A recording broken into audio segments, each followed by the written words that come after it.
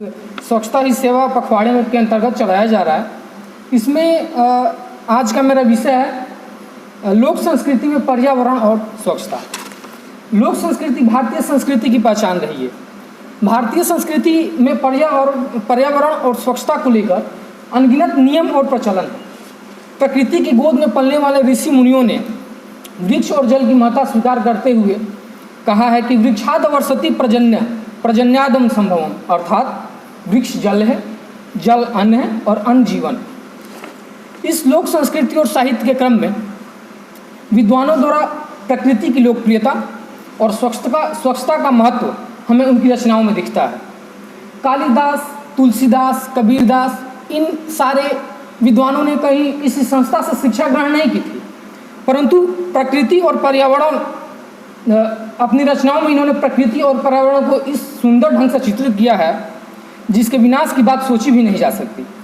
कालिदास ने तो पर्यावरण संरक्षण की बात मेघदूत और अभिज्ञान शाकुंतला में भी की है।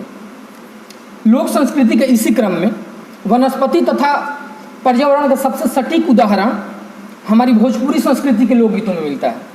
उपनयन, विवाह आदि संस्कारों में त्रिवेणी को, तीर्थराज प्रयाग संगम को न्योता दिया जाता है। जैसे गया जी के नेवतीले आज त नेवती बेनी माधव हो, नेवतीले तीर्थ प्रयाग तब ही जग पूर्ण, अर्थात यज्ञ तभी पूरा होगा जब गया और तीर्थराज प्रयाग जैसे पवित्र स्थलों का आह्वान किया जाएगा।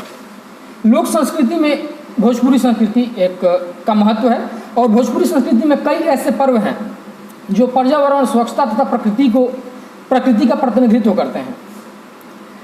लोक संस्कृति के संदर्भ में भोजपुरी लोक संस्कृति के ये पर्व विलुप्त होती परंपराओं जिनमें पर्यावरण तथा स्वच्छता का महत्व है अपने भीतर समेटे हुए हैं।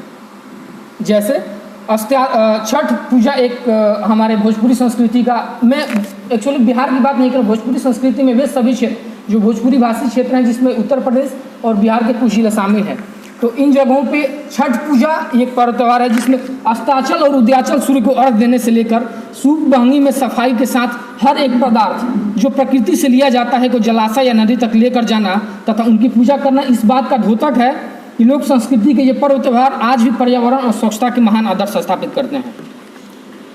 क्षेत्रीय संस्कृतियों में भी हमें पर्यावरण और प्रकृति को लेकर एक जागरूकता दिखती है। जैसे अवधी और भोजपुरी की लोकगीतों में एक सुविख्यात गायिका पद्मश्री मालिनी अवस्थी, जिनका नाम आप लोगों ने सुना होगा, ने अपनी एक लोकगीत में पर्यावरण संरक्षण की बात कही है, जिसका प्रसंग है कि एक बेटी जब अपने पिता के घर से विदा होती है तो वह उस नीम के पेड़ को न काटने की बात कहती है जिसमें जहाँ उसका बचपन बीता।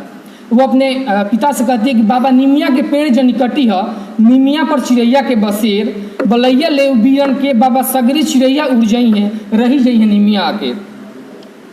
प्राचीन भारत में स्वच्छता का महत्व हमें वर्तमान समय से कहीं अधिक प्रासंगिक दिखता है।